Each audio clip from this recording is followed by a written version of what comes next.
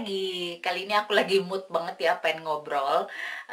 Dan hari ini aku lagi mau ngebahas soal kira-kira tren apa aja sih kalau emak-emak bule di luar negeri ini kalau lagi pada hamil, kurang lebih perintilannya tuh apa aja gitu. Dan sekarang, oh bentar lagi deng ya.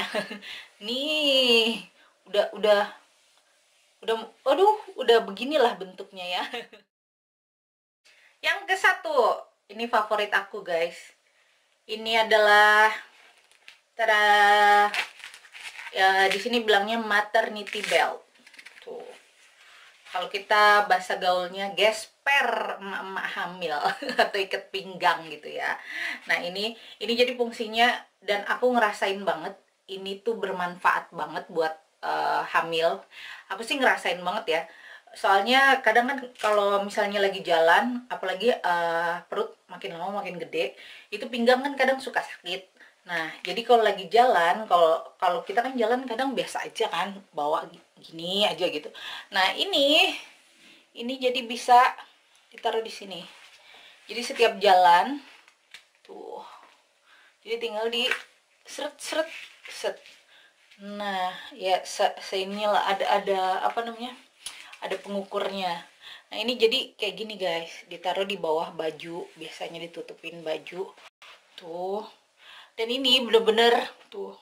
Buat aku ini bermanfaat banget guys, karena ini berasa kayak kita lagi ngegendong bayi gitu loh. Tuh, kan biasanya kalau nggak pakai gesper ini, kita kan suka jalan suka kayak gini nih, mama suka jalannya gini guys. Kenapa? Karena kadang berat gitu bawa bayi gitu, dan kadang kan kalau ini terlalu berat jadi kita kan kayak condong begini, jadi pegel di pinggang. Nah, ini fungsinya buat aku bermanfaat banget karena dia benar-benar yang menyanggah banget ke belakang aku.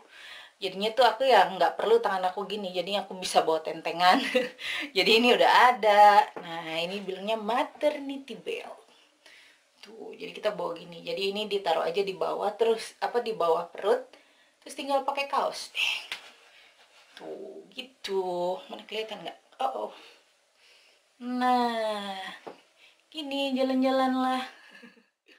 Oke, selanjutnya itu adalah kaos alias baju alias di sini bilangnya itu maternity clothes alias baju hamil gitu ya. Jadi kaos-kaos sebenarnya kalau dilihat biasa aja, maksudnya kayak kaos gitu ya, tapi di sini itu bedanya di bagian pinggangnya guys, kayak ada melarnya gitu loh. Ada kayak tambahan gitu buat di pinggangnya. Jadi dia bilang kaos kaos atau baju gitu, pokoknya dia bilangnya maternity clothes. Padahal kalau aku pikir-pikir ya, kalau kita bahasa kerennya daster gitu, alias baju longgar gitu ya. Cuma di sini bilangnya biar keren gitu, maternity ya. Mereka boleh-boleh mana tahu daster ya. Coba kalau mereka tahu daster, mereka daster tuh bilangnya maxi dress gitu. Padahal aku lebih suka banget pakai daster nih, kayak aku gini aku bilangnya daster, tapi di sini bilangnya maternity clothes gitu. Bedanya cuma di bagian pinggang itu kayak ada karet, jadi bisa melar bikin kita muat lah untuk pakai gitu. Selanjutnya ini kayaknya sih di Indo sih aku udah banyak, cuma rata-rata bilangnya bantal bayi ya, yang bulat gitu buat menyusui. Tapi orang bule itu kadang mereka tuh punya yang namanya maternity pillow alias bantal buat ibu hamil. Nah, kalau aku bantal hamilnya, aku punya yang gini nih. Jadi ini aku punya yang, kelihatan gak sih? Yang panjang kayak guling anak kecil tapi lebih panjang gitu. Jadi ini buat penyangga, apa namanya, penyangga perut. Ini juga tuh lihat, ini aku udah kasih sarung bantal. Sebenarnya kita bisa ngakalin guys pakai apa sih, bantal kecil. Yang penting bahannya tuh set gitu. Apa coba, yang penting bahannya tuh nggak keras gitu, jadi dia fleksibel buat ditaruh, buat diganjel di perut gitu. Kalau tidur kan kita ibu hamil tidur tuh harus miring guys. tidurnya nggak boleh telentang, apalagi tengkurap. Itu nggak mungkin ya. Jadi ini buat penyangga pas kita lagi tidur miring, set ini di sebelah sini, dan satu lagi jadi aku punya kanan kiri, set udah gitu. Jadi mau belok ke kanan ada, belok ke kiri ada. Karena kita sebagai ibu hamil dilarang ya untuk tidur tengkurap atau telentang. Jadi ya udah, bayangkan ya selama berapa, hampir 9 bulan nih, emang 9 bulan ya, kita bakalan tidur tuh yang cuma ke kanan ke kiri, ke kanan ke kiri, nggak bisa tengkurap. Dan ini nanti ya buat guling. Karena enak aja gitu, maksudnya nyaman, kita jadi tidurnya pun enak. Karena ibu hamil tuh ribet kalau tidur, beneran deh, perut tuh gitu-gitu. Makanya aduh. Jadi ini tuh ada yang lucu banget guys, yang bikin aku ngakak. Jadi kalau setiap ada ibu-ibu bule di sini yang melahirkan di rumah sakit, karena kehidupan bule itu kan budayanya nggak ada toilet tuh, nggak ada air gitu kan. Jadi mereka punya ting ini. Orang sih bahasa kerennya bule itu postpartum bottle gitu, alias buat melahirkan. Terus ya udahlah, bahasa akunya tuh botol cebok. Jadi di sini rumah sakit sini, enggak rumah sakit, tapi kehidupan budaya bule itu mereka tuh nggak punya air buat cebok. Jadi mereka selalu yang namanya kering-kering. Sedangkan kalau orang lebih melahirkan itu kan bener-bener area melahirkan kita, alias mispi, itu tuh bener-bener yang lembab banget guys, bener-bener nggak enak banget. Apalagi kan kita pasti ya, pokoknya emak-emak tau lah. Jadi di sini itu ada yang namanya botol cebok.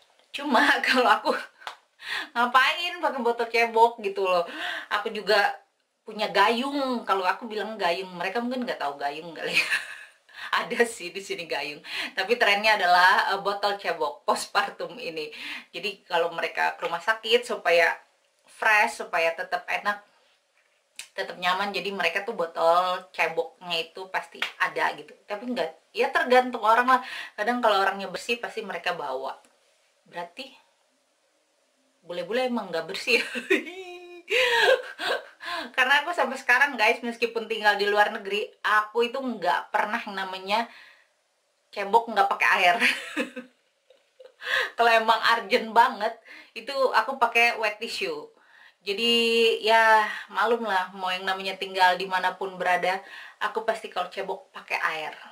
Nggak enak kalau enggak. Jadi bayangin ya, bule itu. Mau bilang jorok ya gimana. Bayangin itu cebok, aduh, nggak pakai air, aduh, nggak tau lah. Udah stop net. Selanjutnya. Ini dia, selanjutnya adalah baby monitor, alias kamera buat baby. Nah ini tuh amat sangat di sini tuh sesuatu hal yang biasa banget dan perlu banget. Kalau buat bule-bule itu pasti mereka dari zaman jadul, dari zaman kita belum lahir, mereka tuh udah punya yang namanya baby monitor. Tapi kalau dulu baby monitornya itu kan biasanya cuma yang kayak break-breakan. Jadi cuma suara aja dengerin baby nangis. Cuma kalau sekarang kan udah ada trennya yang namanya kamera baby, alias kita bilangnya baby monitor. Kadang ada orang yang mikir, mama, aduh rumah gue kecil, ngapain gue pakai kamera segala, toh juga kalau bayi gue nangis gue denger kok gitu, mau di ruang TV, di ruang mana, pokoknya kedengeran pasti gitu. Sebenarnya fungsinya ini adalah bukan buat ngedengerin aja gitu. Kalau ngedengerin aja tuh ya kadang bayi bernapas aja kita denger gitu ya. Jadi ini fungsinya lebih sistem keamanan. Karena apa ya, bule-bule di sini tuh tahu banget, dan aku nggak tahu di Indonesia. Cuma jadi ini tuh buat ngontrol bayi. Bisa dilihat dari kamera. Jadi kadang ada yang namanya bayi itu tidur, terus bayi itu kan belum bisa ngatur pernapasan. Jadi kadang kalau bayi tidur itu kan kadang nggak pakai bantal ya.